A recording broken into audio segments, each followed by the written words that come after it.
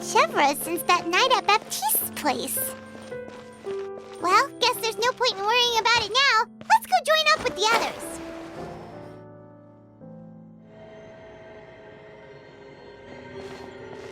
Good morning!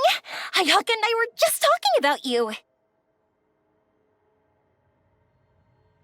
Is Chevreuse still not joining us today? Probably not. We haven't seen her either. Huh? That's such a pity. Director Furina said that we've only got a few small scenes left before wrapping up the entire thing. She even said that she'll get me into a couple scenes, so everyone will have a chance to shine in front of the camera. We were also planning on having a victory feast once we're all finished filming. You can join us, right? If only Chevreuse was here. I still haven't taken a photo with her. I'm afraid that can't be helped. Those special patrol folks are like phantoms when they've got a case on their hands. But to be honest, I'm even more concerned by what I read in the Steambird earlier this morning. It said that the killer in the murder case was none other than the author of the Two Musketeers. Oh yeah, I heard about that too. He came forward and confessed his crimes, but gave no explanation as to why he pulled the trigger. We didn't know about this case at all when we joined the film. Is it going to affect the reception of our work? From a pure publicity standpoint, this will draw a lot more attention to our film. I have to say, though, that no director can be perfectly comfortable with garnering attention through means other than artistic skill. To be fair, I feel like that ship sailed the moment you allowed yourself to be named as the director on our posters. It's not my fault that I'm super popular. What was that saying again? My popularity has, Sunk to an all-time low? spread to the four corners of Tibet.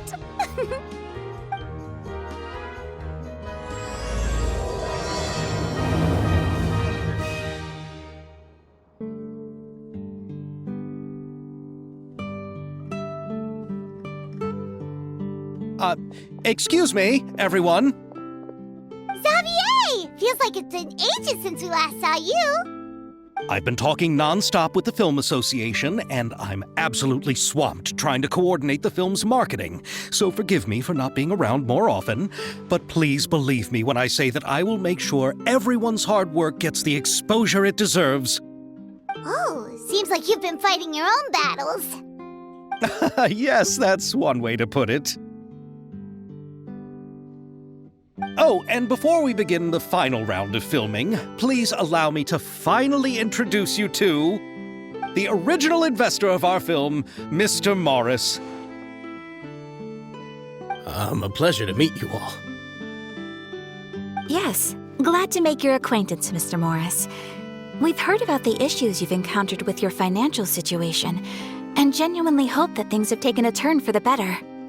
Oh, well, the situation has indeed improved somewhat. Don't worry, Mr. Morris. Accidents and last-minute challenges happen all the time. There's no need to blame yourself over it. The good news is that we're almost done filming now, and I would even say that this is the best story I've ever seen. Is that so? I say that's great news. All right, now that we've gotten all the pleasantries out of the way, let's get this show on the road. We'll mostly be filming typical people and scenery from the streets today to improve the sense of environmental ambiance in some parts of the film. Oh, and there'll be a cameo for Mr. Kamisato and Miss Yoimiya as well. They'll be used to show outsider perspectives on the fates of the Two Musketeers. That's right. Ayato should be here any minute. Excellent! Then let's start with the scenery shots. Camera and clapper loader, you're up. Yep, we'll be ready. Remember, all we need are some wide zoom shots of the streets. If you happen to find some particularly lovely patches of flowers and grass, feel free to grab some close-ups of those as well. Ready? Lights! Camera!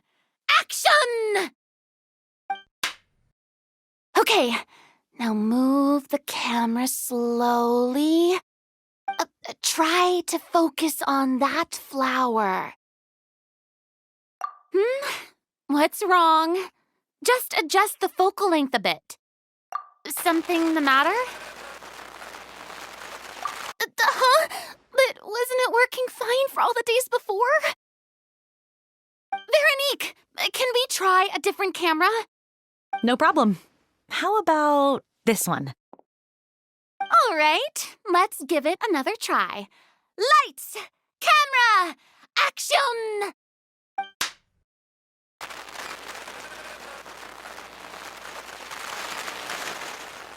Don't tell me. This one is broken too. Veronique, do we have any other spare ones we can use? I'm afraid we only brought these two today. What? Then go find a workshop to get them repaired right away. Oh, and you too, Bono. Go find our spare camera in the warehouse and bring it back to the set. On it. Greetings, everyone. My apologies for the delay. Is something the matter, Ayaka? It seems like there are some issues with the filming equipment today. We're stuck for the moment. I see. Well, let's not just stand here twiddling our thumbs. Actors, to the makeup booth. We'll start on the next scene as soon as we get a working camera. The people at the workshop told me that the part which holds the lens in place seemed to have fallen off. That's super strange. It was perfectly fine just yesterday. Well, no time to dwell on that now. Let's get back to filming. Ahem! Quiet on set! Places, everyone! Lights! Camera! Action! By the way, have you heard about that recent murder case? Yes, I have. It seems that they've caused quite the commotion in the city. I heard that the chief of the guards is so mad about not catching the culprit that he's about to explode. Oh? I find that quite hard to imagine, considering how he already looks most days. Director, we have a problem. Oh, we're in the middle of a take! Couldn't you wait until we wrapped up this scene?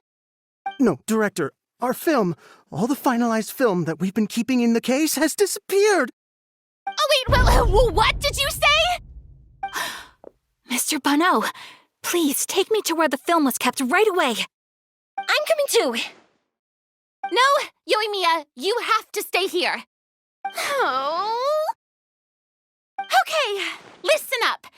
Everyone who's not working on this current scene can go with Bono to look for the film. Everyone else, stay put and wrap up the scene. Unbelievable. How could all these problems happen in just one day?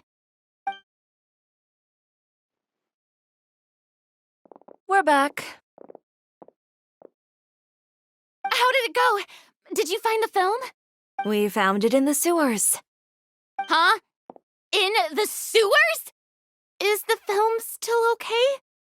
We discovered it just in time, so we should still be able to salvage it. The others are checking now to see if we lost any specific scenes. Oh, you scared me for a moment there. I nearly thought we had lost everything. I really don't want to experience that feeling of despair again. Okay, but who could have stolen the film and dumped it there?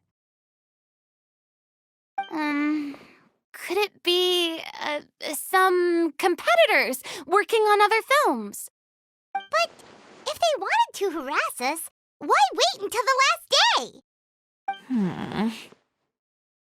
Okay, we don't have time to really look into it right now. Let's strike while the iron is still hot and wrap this thing up once and for all. Yeah, let's finish it.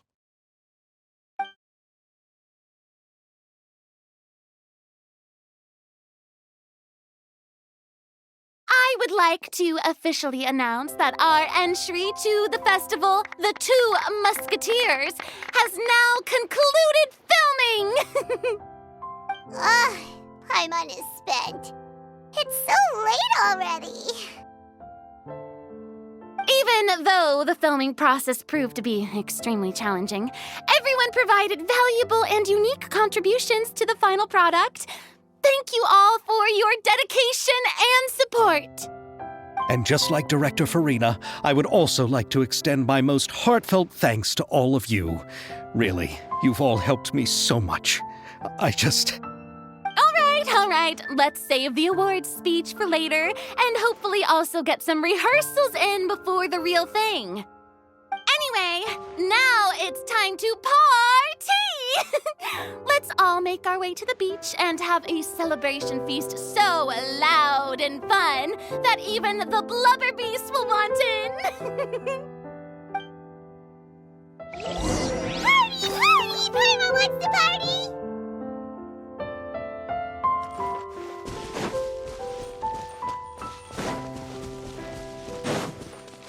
Whoa! This place is hopping! Everyone's finally getting to relax after wrapping up the film. Let's go chat with someone!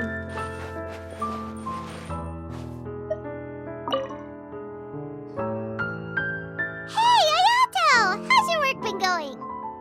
Everything went rather smoothly. Thank you for your concern. Ayato told me that we've already confirmed the dates for some Inazuma Fontaine cultural exchange events. So the next time we visit, we'll be doing so in our capacities as the representatives of the Yashiro Commission. Oh, that's great! Then maybe Paimon will be able to find Fontaine detective novels in Inazuma from now on! Oh, wait, wouldn't Yae Miko get upset if that happens? That would be stealing some of her business.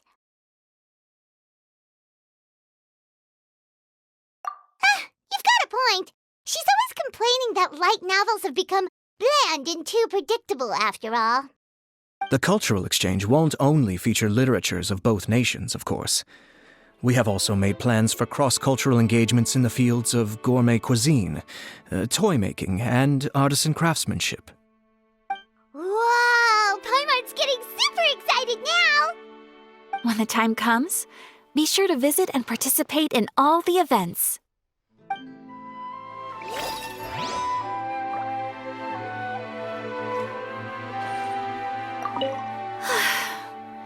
I wish we could have spent some more time here. Don't worry. It won't be long before we're back again.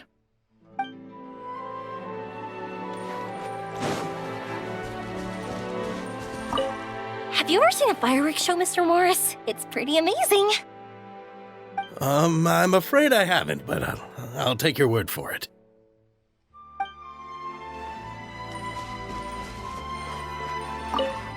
Oh, this is turning out to be quite the party.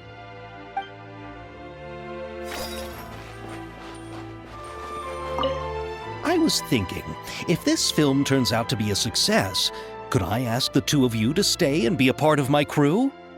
Of course, I'll definitely increase the pay for next time. I'd be more than happy to, Mr. Xavier. Thank you for the offer, Mr. Xavier. But I've made some plans to go on a journey to the other nations once the festival is over. Is that so? Well, then in that case, bon voyage, Miss Veronique. Please feel free to get in touch once you've returned to Fontaine.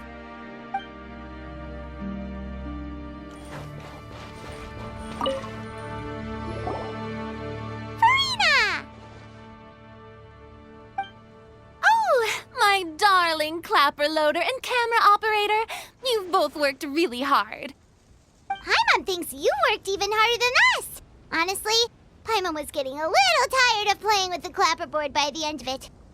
Worst of all, Paimon started having dreams of you shouting, "Lights, camera, action!" into Paimon's ears. The actual dream can't even start until you've yelled that. Hey, if anything, shouldn't I be more grand and delightful in your dreams? We've been through so much together, and that's how your brain remembers me?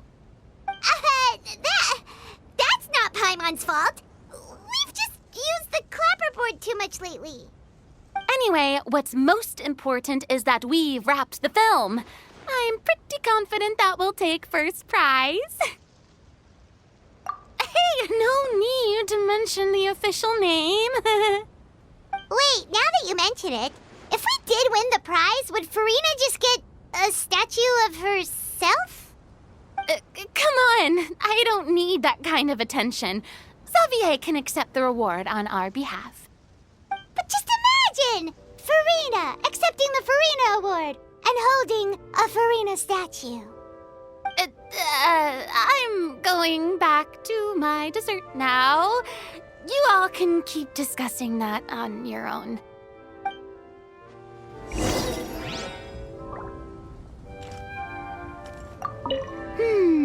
What kind of dessert should I try next?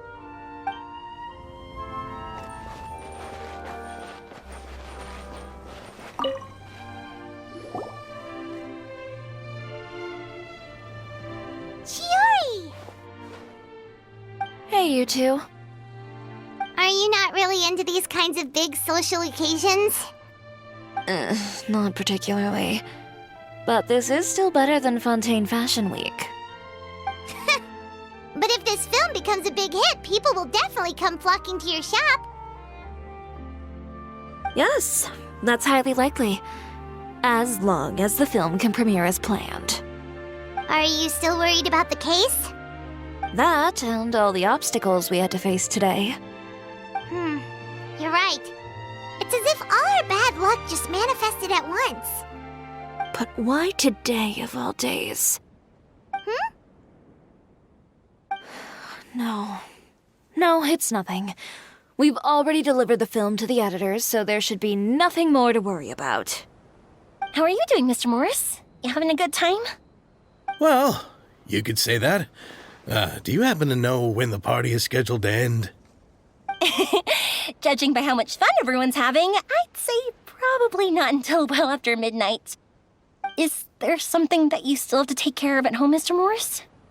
Oh, well, I'm just not a late night person, so I might take off shortly. Oh no! Silly me. I almost forgot something super important. Oh, what is it? I prepared a whole batch of fireworks for the party, but I forgot to bring them over from the warehouse. Fireworks, you say? Well, that's, truly a pity. Sorry things didn't go as planned. Could you help me carry them over, Mr. Morris? I won't be able to fetch all of them by myself. Me? Are you sure that you can't find anyone else? I just wanted to make this a surprise for everyone. The warehouse isn't far from here. We'll be there in no time. Pretty please, Mr. Morris. These are some of the best fireworks I've ever made. So I also want you to see them before you leave. They're stunning. I promise that they'll be a once-in-a-lifetime experience that you'll never forget. But... It's okay. Just come with me. If we're sneaky enough, nobody else will see us leaving. All right.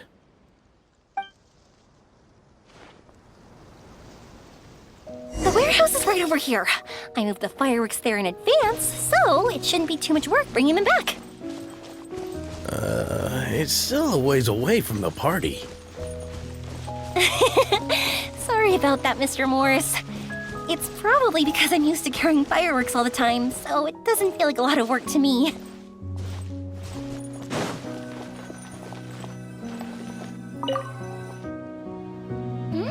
It's dark in here. Wait here, Mr. Morris. I think the light switch should be somewhere over here. Why did I have to get roped into this? What was that?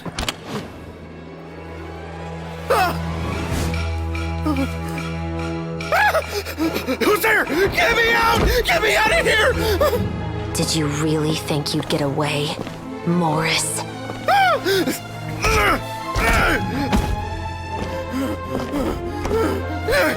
You've got the wrong guy! It wasn't me! I'm not the killer! You know, Eliza died a far more heroic death than this. She fought your assassin to the end, to save the children she had hidden beneath the floorboards.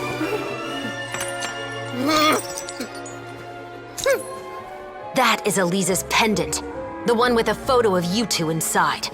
The one you gave her.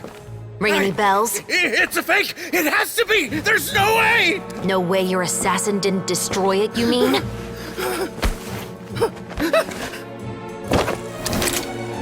Did Did you ever love her, Morris? Or was killing her always the plan? No, please. Listen to me. I told Eliza to keep us a secret. I paid her plenty for her silence. I never thought she'd keep the child. Everything was gonna come out, and I had no choice. She'd force my hand. No! I'm begging you. I have money. Just name your price, please. You can keep your Mora, and you can go to hell.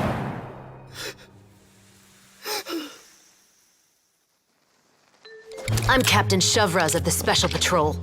Morris, you're under arrest for Eliza's murder. Huh?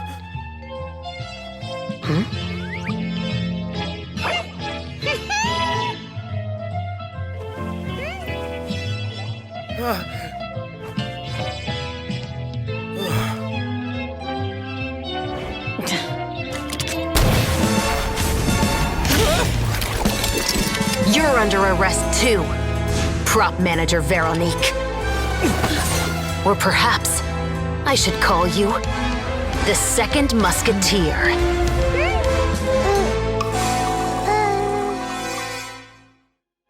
Wait, what's going on? This wasn't in the script. Drop the gun, Veronique. Why? Why would you keep me from exacting revenge on this heartless monster? Drop your weapon. This is my final warning.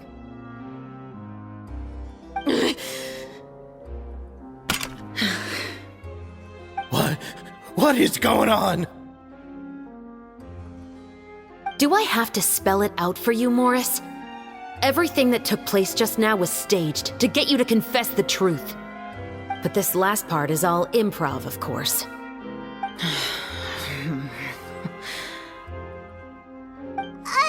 Chevreuse, you told us you wanted us to help you stage a play. You never said anything about the Second Musketeer. It's because even I had no way to confirm my theory until now. Thank you for your performance, Yoimiya. Could I trouble you to go and bring in the other Special Patrol members? They should be on standby just outside. Oh, and please tell the other cast members not to worry about us. We'll be rejoining them shortly. On it!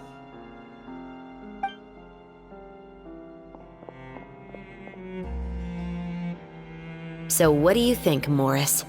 Care to talk about what happened 20 years ago? My patience is limited, you know. Don't force me to take you back to the interrogation room. I'd wager that you wouldn't last for more than a minute in there. With the recording we made, you have no chance of winning in court.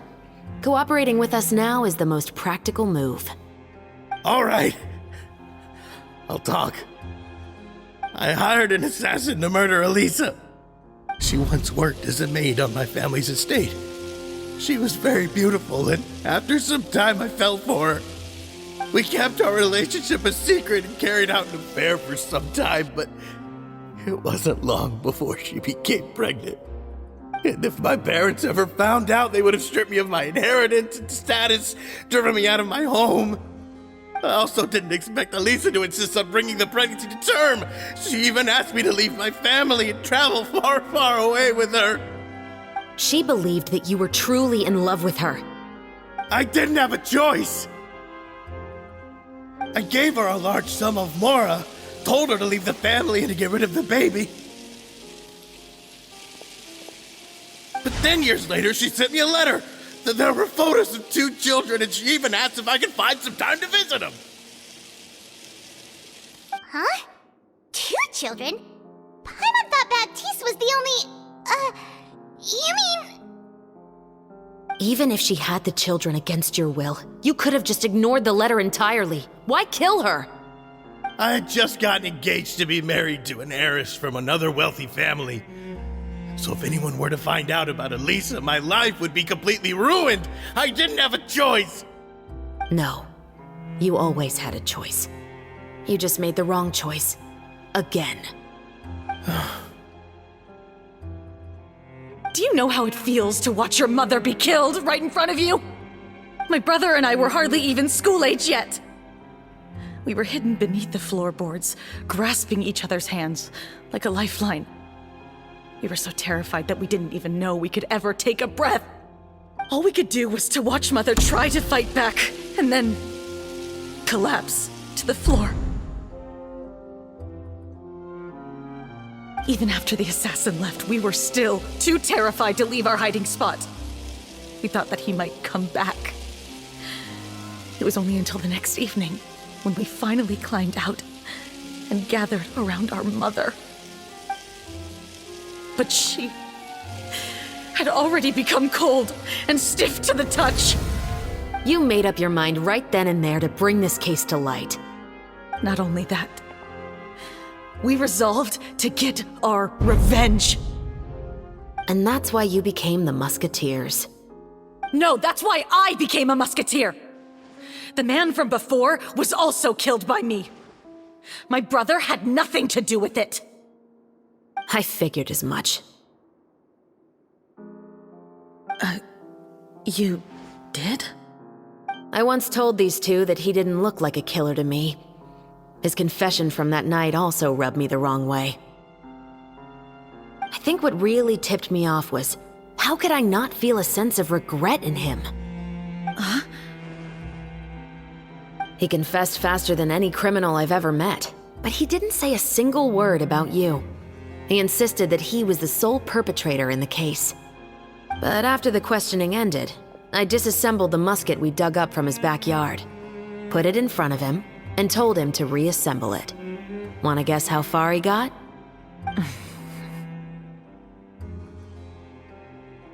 He had no idea where to even start. He's never touched a gun in his life. Based on that, I determined that he was not acting alone. He only surrendered himself to draw our attention and create a moment of opportunity for his partner. So, I decided to play along. And as expected, the second musketeer followed us without hesitation once she saw Morris get separated from the rest of the cast. Besides, why else would he call the novel The Two Musketeers? But how did you know it was Veronique? I figured it out the moment Baptiste told me his father's name. That so-called financial crisis was all just a ruse. He just wanted to sign up as the investor and then leave the film without any source of funding. After all, he has a vested interest in minimizing the reach of this story. It's really just the same thing as what he did to Eliza all those years ago. Human scum. But then Xavier pulled out all the stops and got the film made against all odds. Morris couldn't have that. With the killer in custody, he figured it was safe to act. And so he came to visit the set today, just as I expected. Wait, so you were behind all those mishaps today?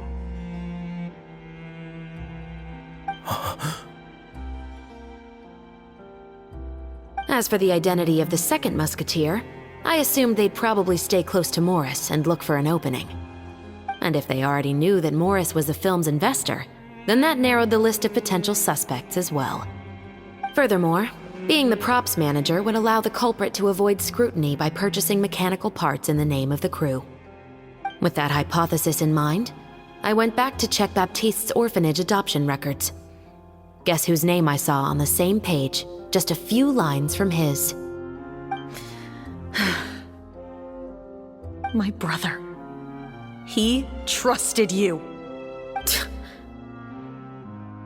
As in, he trusted me to perform the deed on his behalf? He trusted you to stand on the side of justice. I am. I thought you could do it as well. Oh, the look on your face when you told him to go to hell. I really thought you'd put a bullet in his brain. You know what he has done. Are you telling me that you'd rather see him spend the rest of his life living like a king in the fortress of Meripede? I will never be able to forget the feeling of my mother's cold, lifeless hands. And you would call this ending fair? Is this what you call justice? I won't lie, Veronique. I did hesitate when your brother first told me about the truth. I wondered. I agonized over whether I should really put a bullet in his head. So why don't you? Because that should never be how justice is carried out in this world. Perhaps, to you, justice is simply reciprocated, an eye for an eye and a life for a life. But everyone has their own understanding of justice. If everyone were to pursue their own definition of it, there would be no more order in this world. Today, you'll kill Morris, and tomorrow, his children may come for you. The world cannot render judgments based on a desire for revenge. That will only lead to a cycle of revenge, as well as the destruction of order and civilized society. Fontaine is founded on a set of laws and a standardized code of justice. That is why we are the nation of justice. But with all that said, I will promise you this. Morris will not lead a cushy life in the fortress of Meripede. Chevreuse, the rest of the Special Patrol is here. Thank you so much, Yoimiya. Letelier, Terena, please take them away.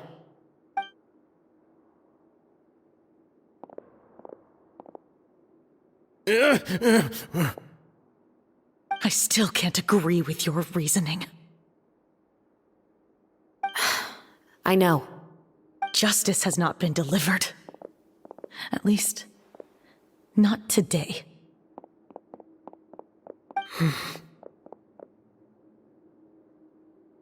Chevreuse. Let's go. We should give an explanation to the crew. Thank you for your concern. I'm fine. I'm just thinking about the things in life that have driven people to take justice into their own hands. Morris would turn out to be... I'm at a loss of words. How could he have done something like this? I'm just glad that you're all safe and sound.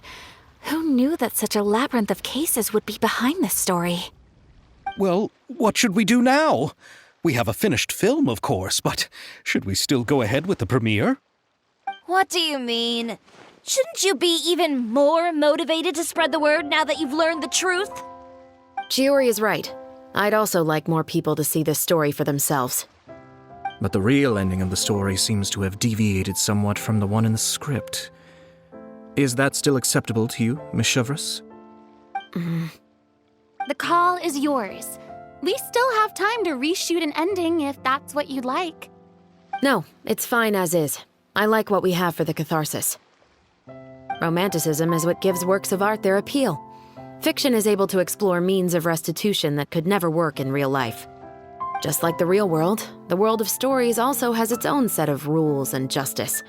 These different possibilities are what initially drew me to reading in the first place. Sounds good to me. I support your decision. What about Veronique? She will soon face her judgment alongside her brother and Morris. If I had to guess, they'll probably all be sent to the fortress of Meripede. I'll make sure to give Risley a heads up about it. Oh, you mean that kind of heads up? Exactly. Ahem. All right, then the matter's settled. Now that everything's been taken care of, there's no reason for us to keep looking all gloomy and grumpy. Let's get back to the feast and enjoy each other's company. We'll be starting the post-production process tomorrow.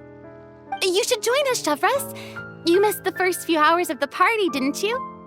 All right. Count me in. Then I'll wait for you over there. There's still some good news that I'd like to share with Chevreuse. Traveler, Paimon, could you wait for me by the sea after the party ends? I'd like to go on a brief walk with the two of you. Thank you very much.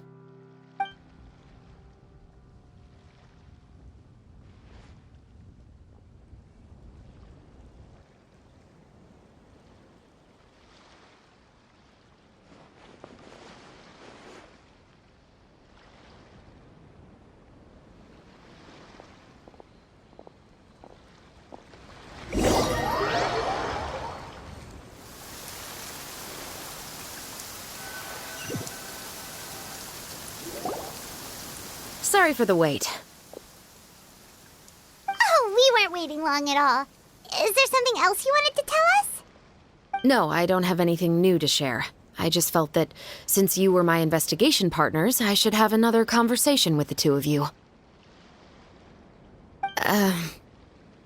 Traveler, How would you have responded to Baptiste's request if you were in my shoes? Is that so? Well, thanks for sharing. When I was young, my father often took me here to swim. We'd come rain or shine, even when it was freezing cold. He told me that swimming was the best activity to train one's strength of will. You could never give up before reaching the shore, especially when the water was cold. Oh? Why's that? Because the moment you give up would be the moment you die. At that point, I still hadn't received my vision. One winter, the chilly wind felt almost like knives on my skin, and the seawater was so frigid that it numbed my toes the moment I stepped in. I cried and begged my father to spare me from having to swim across, but he wouldn't listen. He used to be a member of the Special Patrol as well. You could say it was his way of educating his children. That sounds awful. When he saw that I wouldn't stop crying, he just picked me up and tossed me into the icy water. The bone-chilling cold took away my senses. I couldn't feel anything but fear and rage.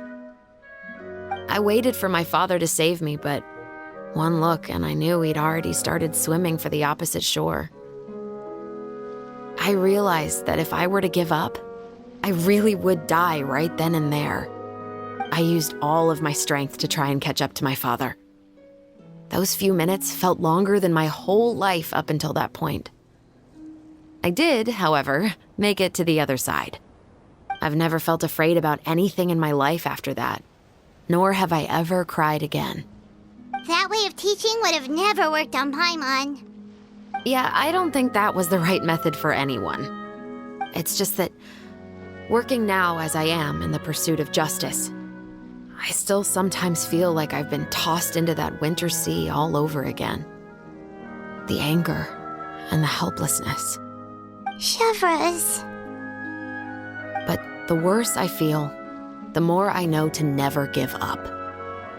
The alternative would be to forever lose myself among the waves. Anyway, how about a race? Neither of us will drown, but we can still see who swims faster. You guys go ahead! Paimon will grab the clapperboard to mark the start of the race.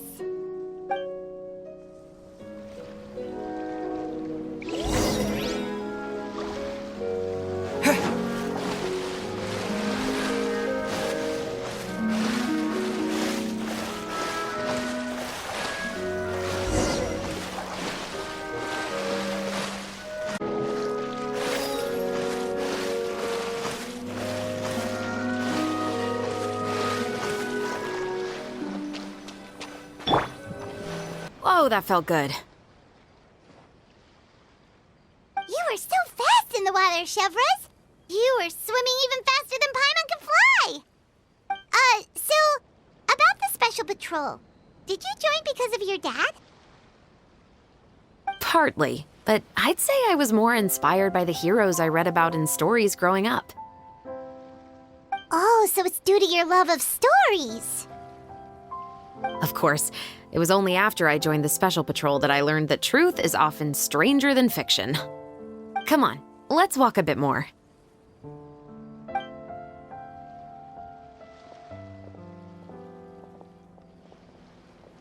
To be honest, I do sometimes question whether the decisions I make are the right ones. But I know that no matter what, I must keep swimming. Because the only thing I've got my eyes on is the shore in the distance. Thank you for coming on this walk with me. I feel a lot better after getting all that off my chest. Huh. We're nearly back at Baptiste's house. Huh. You're right. I didn't realize we were so close. He really did plant a lot of flowers. It's just like how he described it in the story. Huh? Wait. Paimon, Traveler, look! The rainbow roses in the garden. They're in full bloom now.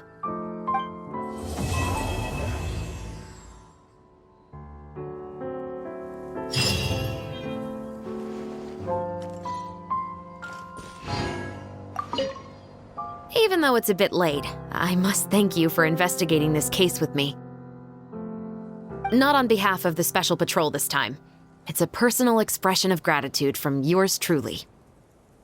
Oh, you want to hear more about my father? To be honest, I didn't spend that much time with him. He was always busy with his special patrol, so he would often return home really late at night.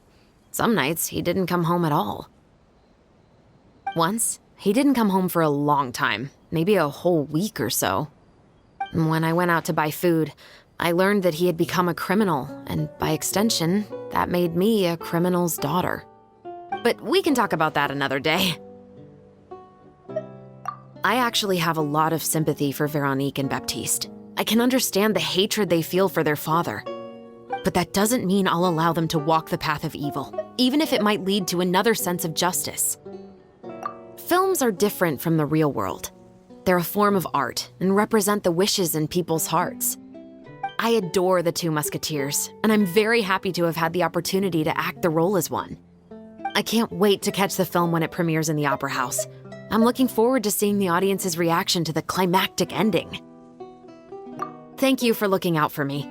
I'll see you at the award ceremony. I'd be very surprised if we don't win.